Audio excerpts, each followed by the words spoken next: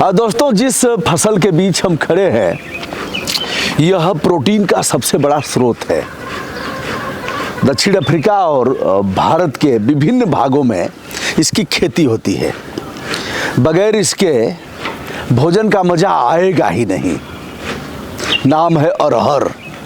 और इसमें पहले जब बच्चों की पिटाई होती थी, स्कूल नहीं जाते थे, तो अरहर के खेत में, अगर बिहार की भाषा में बोला जाए तो ढुक जाते थे, मतलब छुप जाते थे।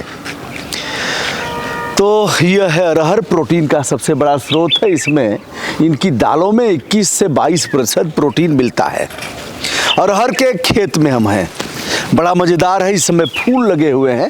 थोड़ा आप भी हमारे साथ रिचार्ज होइए। हम तो रिचार्ज हो रहे हैं दिन भर, इस वीडियो के करने के बाद हम रिचार्ज रहेंगे। आप इनके फूलों को देख रहे हैं और इन फूलों में मधुमक्खियाँ भी हैं जो इससे शहद ले रही हैं, चूस रही हैं। अगर यहाँ मधुमक्खी का कोई डब्बा होगा, जो मधुमक्खी पालन करने वाले लोग हैं, तो जो शहद निकलेगा वो अरहर का शहद निकलेगा। जैसे कहीं सरसों का शहद निकलेगा, कहीं सरसों का पराग निकलेगा, कहीं गुलाब का फूल है, कहीं तुलसी का फूल है, ऐसे ही अरहर। अब एक बार इसका देखिए डंठल, भीतर इसके खरगोश रहते थे, इसके भीतर गीदड़ रहते थे। पहले भेड़िया भी होता था। भेड़िया रात को आता था, बकरी को उठाता था, भेड़ को उठाता था, मेमना। और ये लोग बोलते नहीं थे, भेड़िया के डर के मारे इनकी जुबान चुप हो जाती थी। जैसे आज माफियाओं और गुंडों की बात अगर किया जाए तो ऐसे ही है। उन्हें देख करके अभी भी लोग खामोश हो जाते हैं, कोई बोलता नहीं। सरकार चाहे जिसकी भी हो। एक शेर के माध्यम से हम और भी शुरुआत करेंगे। मेमने का जिस्म क्या हुआ, मेमने का जिस्म क्या हुआ, फिर कह रहा है बेतुका सवाल छोड़िए। मेमने का जिस्म क्या हुआ, बेतुका सवाल छोड़िए, स्वाद के नशे में झूमते, स्वाद के नशे में झूमते, भेड़िए को हाथ जोड़िए, भेड़िए को हाथ जोड़िए।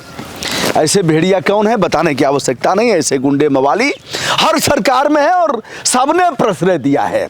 चाहे बाबा हो, चाहे बबुआ जी हो, चाहे बहन जी इस मामले में माहिर हैं। खेल होना चाहिए। तो कोई किसी को कहने लायक नहीं है। गुंडा अगर है और काँव काँव हुआ चारों तरफ से, तो गुंडा की पत्नी सती सावित्री के बाद अगर कोई है तो गुंडा की पत्नी है, कोई बाकी नहीं है। और जनता क्या करती है, जनता ही मालिक है। आइए अरहर को हम देखते हैं। अगर बारिश हुई तो अरहर की फसल नहीं हो पाएगी। अरहर की दाल और अरहर की रोटी भी बनती है। अरहर के डंठल को पीटते हैं, बेट लेकर के उसको पीटते हैं और पीट करके अरहर का निकलेगा। और फिर अरहर को हम उसमें महिलाएं चाकी में, चकिया, चलती चक्की देख करके उसमें महिलाएं उसको वह करती थी। छिलका अलग होता था, छिलका पशु खाते थे और फिर दाल लोग खाते थे, हम लोग खाते थे। दाल का जूस मरीज को दिया जाता था, अरहर की दाल का जूस। तो दोस्तों, अगर दलहनी फसल में देखा जाए तो अरहर का कोई जोड़ नहीं है। और इस अरहर के डंठल से झोपड़ी बनती थी, टट्टर बनता था, खचिया की बुनाई होती थी अरहर से, ऐसे बुनते थे। और उसका झाड़ू भी बनता था। दोस्तों, हमारे बीच एक युवा किसान है और पत्रकार भी हैं। आइए दीपक जी। नमस्कार, शुभकामना। दीपक जी एक चैनल से भी जुड़े हुए हैं और हम यहाँ हैं। यह काफ़ी अच्छा गांव है। देखिए पीछे एक बार दिखाएंगे। यह लोग गन्ने को काटा गया सुबह, और काटने के बाद उसको यह उसकी पत्तियां हैं, यह पशुओं के काम आएंगी। पहले इन पत्तियों से झोपड़ी भी बनती थी और इन्हीं पत्तियों को लगा करके और फिर गुड़ तैयार होता था। तो यह इसको पशु खाएंगे, इसको काटेंगे लोग और काट करके पशु। Deepak ji CIB India news से भी जुड़े हुए हैं। दीपक जी, आपका गांव काफी प्रगतिशील है। कौन सा गांव है आपका? गांव फतेहपुर, आजमगढ़ जिले में। आजम तहसील कौन सी है? फूलपुर तहसील है। फूलपुर तहसील है तो, अच्छा, तो आप जहाँ हैं या तो अम्बेडकर नगर और आजमगढ़ दोनों की सीमा लगती है। दोनों की सीमा है। दोनों की सीमा है। और यह है तमसा नदी के किनारे। हाँ, तमसा नदी बस मात्र आधा किलोमीटर दूरी पर तमसा नदी है। तमसा नदी है। तो तमसा को तो मार डाला लोगों ने।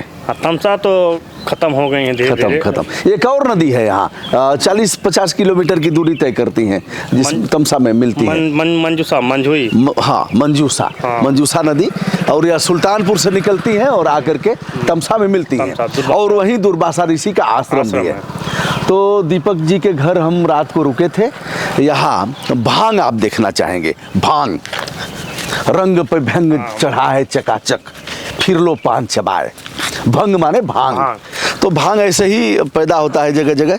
इधर भी कोई फूल है या कोई ऐसे ही है, हम लोग जानते नहीं, कोई लेकिन जड़ी बूटी। हाँ, कोई ना कोई जड़ी बूटी होगी।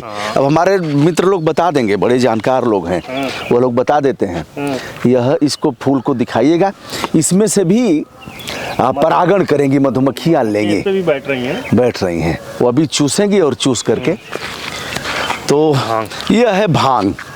इधर आप देखेंगे यह भांग है, ऐसे ही कोई पड़ा हुआ है, निष्प्रयोज्य यह जमीन है, तो भांग जम गई।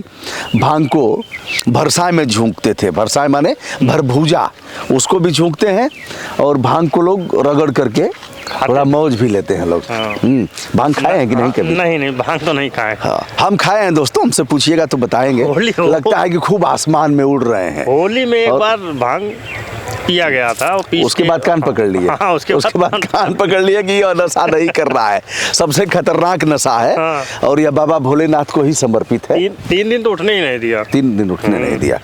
और लगेगा उसके बाद खटाई से खट्टा चीज अगर खाते हैं तो नशा थोड़ा कम होता है। तो दोस्तों, यह रहा, आपने अरहर देखा, और ऐसे देखिए अब अरहर की टट्टी बन जाएगी। जैसे यह देख रहे हैं, या तो नरकट का है, बाजरा का हो जाएगा। इसमें पशु बांधे जाते हैं, और ऐसे ही है। दीपक जी बड़े प्रगतिशील किसान हैं। आइए कुछ और हम दिखाते हैं।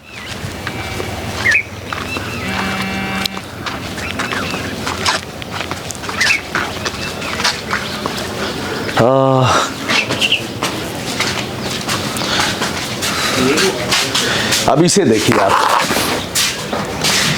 दीपक जी, यह क्या है? कौन से फल लगे हुए? चीकू है। यह कब पकेगा? ये पक रहा है इस समय। पक रहा है, मतलब इसको देखा जा सकता है। और वाह वाह वाह वाह, मजा आ गया भाई साहब। असली जो मैं खोज रहा था, एक बार हमारे सम्मानित कैमरामैन दिखाएं। इसमें पक्षियों का घोंसला है यहाँ से, और यह इसमें कौन सी पक्षी होगी पता होगा दीपक जी? बुलबुल। बिल्कुल सही कहा आपने, बुलबुल।